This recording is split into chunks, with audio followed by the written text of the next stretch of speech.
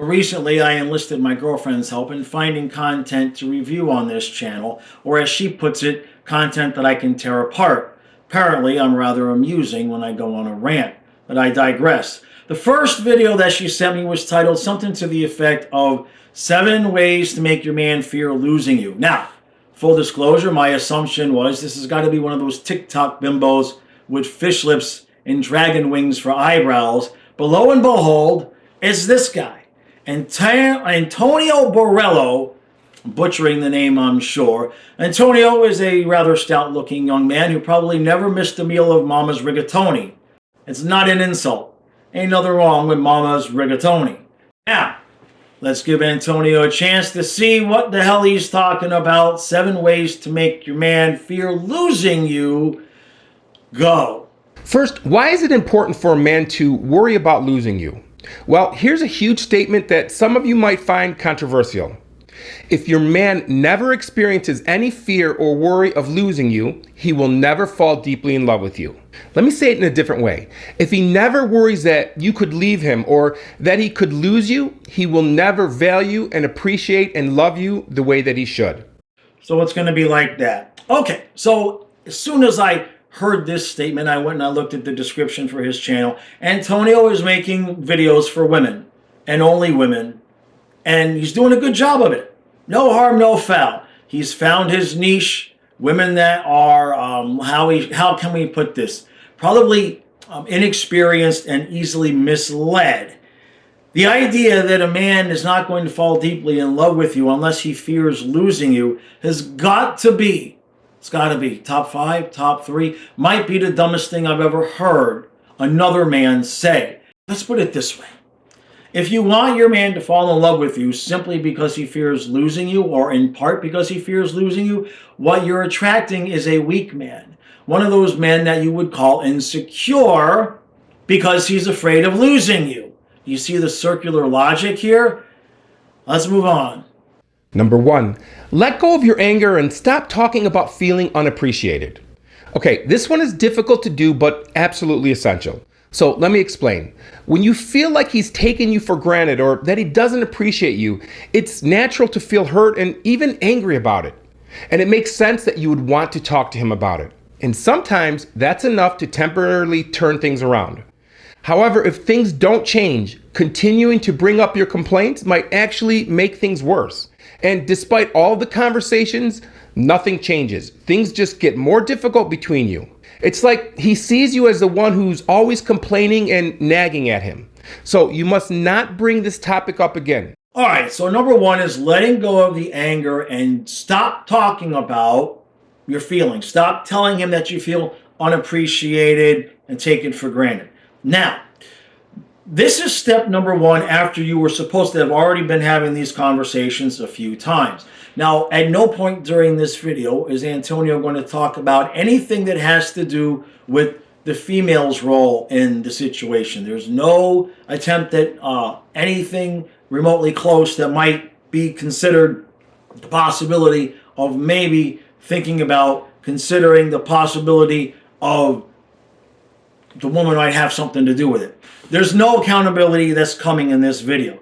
Now, the presentation here basically involves you've talked to your man, you're a woman, you've talked to your man, you've told him you feel unappreciated and taken for granted, and apparently the man said nothing in response. Apparently he has got nothing to say. There's no mention of maybe the man might say, well, I can understand how you feel that way, I'll try to do better.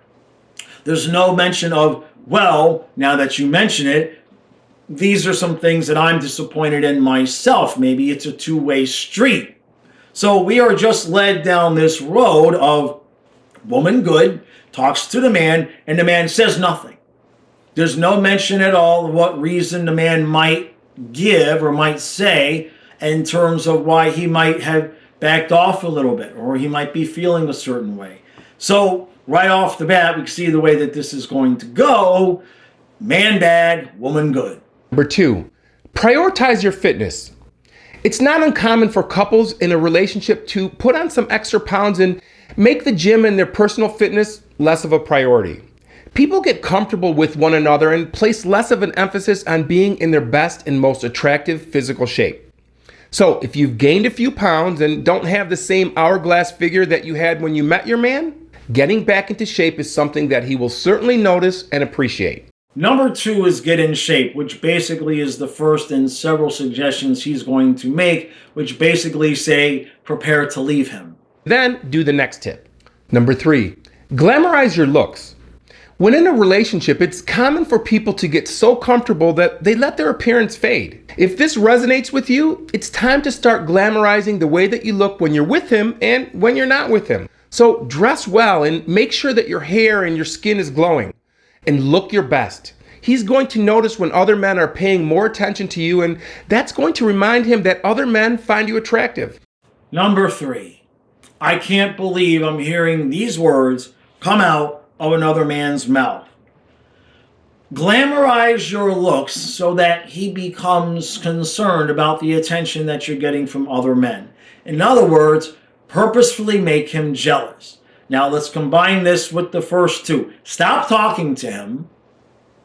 Get yourself in shape. Start looking hot, wearing the short skirts to work, etc., etc. And I bring that up because if you read the comments, that's a specific example that some of the women were using in terms of making themselves look more attractive when they go to work with powerful men. Now, again, I'm going to revert back to the first thing I said. This strategy will kind of temporarily work if you're with an insecure man. If you want to be with a man who's afraid that he's going to lose you and doesn't have the confidence in himself that he can keep a woman, have at it. Have at it, ladies, because where's that always going to lead you? Every single time that's going to lead you down the road of you telling your man or your girlfriend, telling your girlfriends he's weak, he's insecure, he's jealous.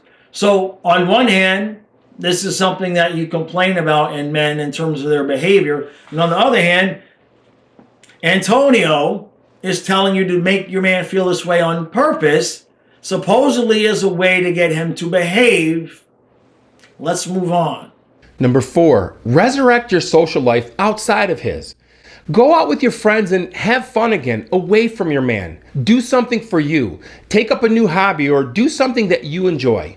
This forces him to recognize your independence and that you're not just sitting by the phone waiting for his calls. Remember, one of the most important things that men find attractive in women is independence.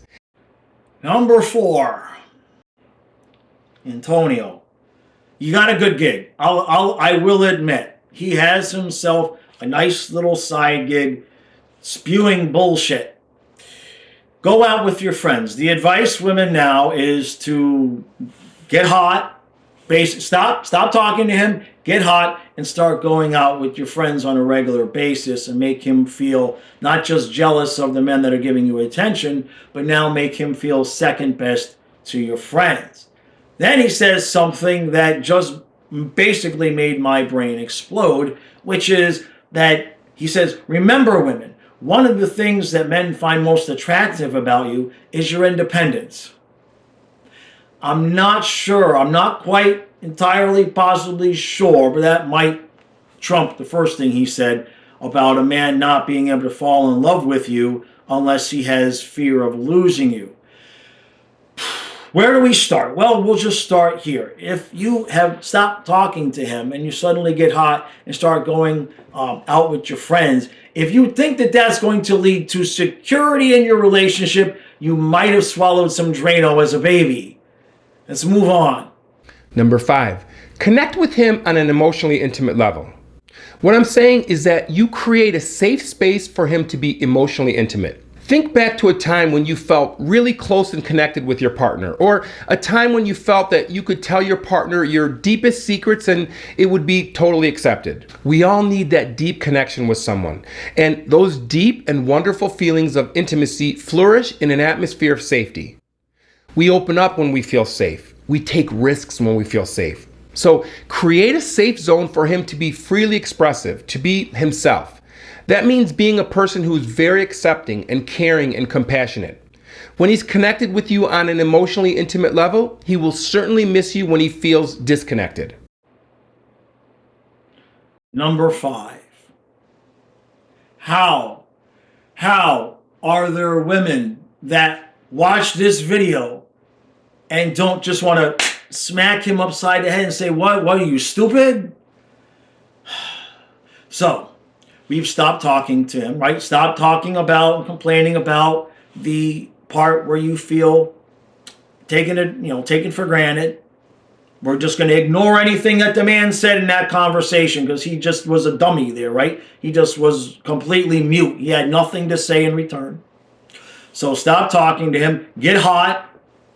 Start making him jealous with other men's attention. And then start going out with girlfriends. And now all of a sudden, just out of nowhere, create a safe space for him to be able to connect with you on an intimate level. There's not enough bras for me to repeat, for me to just even try to elicit how insane that statement is. You've cut him off from communication. So now you're expecting him to be a mind reader because you told him that you felt being taken for granted. Then all of a sudden you stop talking about it, and now you're working out and you look good and you're going out. So the man is supposed to what exactly? Are we supposed to assume that you're unhappy? You've cut us off basically physically, attention-wise, but now all of a sudden, somehow, you are supposed to take that dynamic, that behavior, and create a safe space for us to feel safe to tell you our feelings. On what planet is this man on? Much like the video I did the other day, I believe coaches like this are simply giving out advice to help keep people single so that we'll have clients. Let's move on to number 6. Number 6, have the talk when the time is right. This one is super important. If you've done these first steps correctly, your boyfriend will definitely recognize a change and will probably become concerned and might even object to these changes. And that's a good thing. You want him to recognize and remember that he has an amazing woman. If he doesn't notice the changes, that's when you should be concerned. So again, you aren't the one who should bring up this topic. But when he notices your changes, he's either going to step up his game and become more loving and more like he used to be, or he's going to bring up what he's noticed and want to have a conversation about it. Okay, number 6. Have the talk. We are now supposed to have the talk about how she feels again, but only if he brings it up. Only if he brings it up. So, what's interesting is if you do these things in this order, okay? If you talk about being unhappy, being taken for granted, and then you stop talking about it, and then you start working out, and you look good, and you got men giving you attention, and you're going out with your girlfriends, and now you're giving him an opportunity. You're going to create a safe space for him to talk. 95% chance that what he's talking about in that safe space is, hey, you seem happy, right? You seem happy. Now, if you have a secure man who doesn't mind that you're going out and doing these things and isn't worried and afraid that he's going to lose you, then you going out and doing those things and looking good, guess what? It didn't register with him. It didn't bother him. You know why? He's secure. He's confident. He's not worried about it. You know why he's not worried about it? Because you stopped talking to him, dumbass. Because you stopped telling him, hey, I'm not happy. Instead, you pretended to be happy, and then you want him to start a conversation that is him basically asking you why you're unhappy. The only man that you're going to get the results using these techniques is an insecure man. If that's what you want, he even says it in another part of the video where he wants the love to be based on partially in fear. This entire video is basically teaching the woman how to possibly take a secure man and maybe even make him feel insecure. Because when you finally do have this talk, number one, again, there's no discussion over what reasons the man might give for having backed off. We just assume bad man. It's just assumed that the man is the problem. And number two, the only reason he's going to bring it up is if he's insecure, and you don't want an insecure man anyway, right? How about this? How about at the beginning of you feeling like you're being taken advantage of, you sit down and you have a discussion, and you understand that if he's acting a certain way, there may be some reasons he is that have to do with him, and there may be some reasons he's acting a certain way which might have something to do with you. And one of the reasons, women, that men will act that way, they will act as though they don't appreciate you, or act as though that they're not interested in being intimate with you, is when you stop telling us what's actually going on in your head.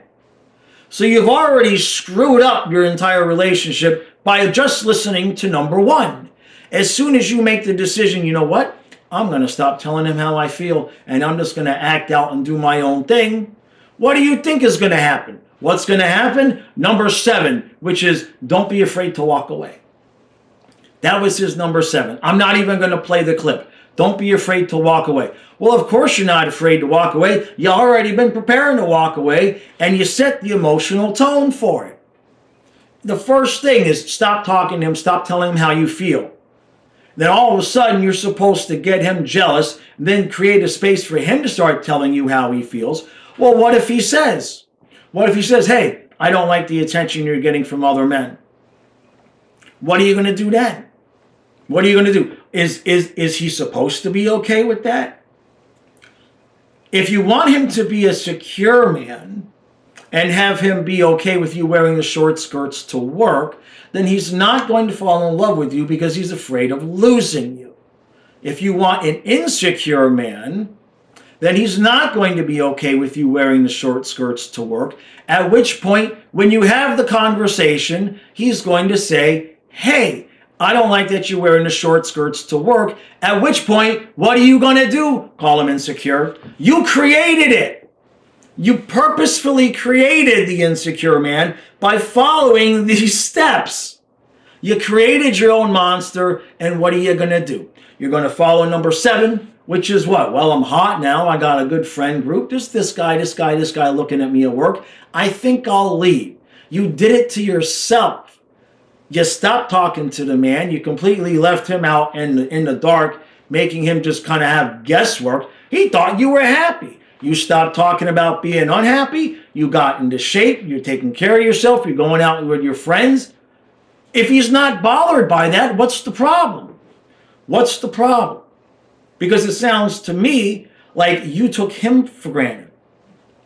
That's what it sounds like. It sounds to me like you took it for granted that if you behaved in a certain way, you were going to be able to manipulate his behavior to be more to your liking.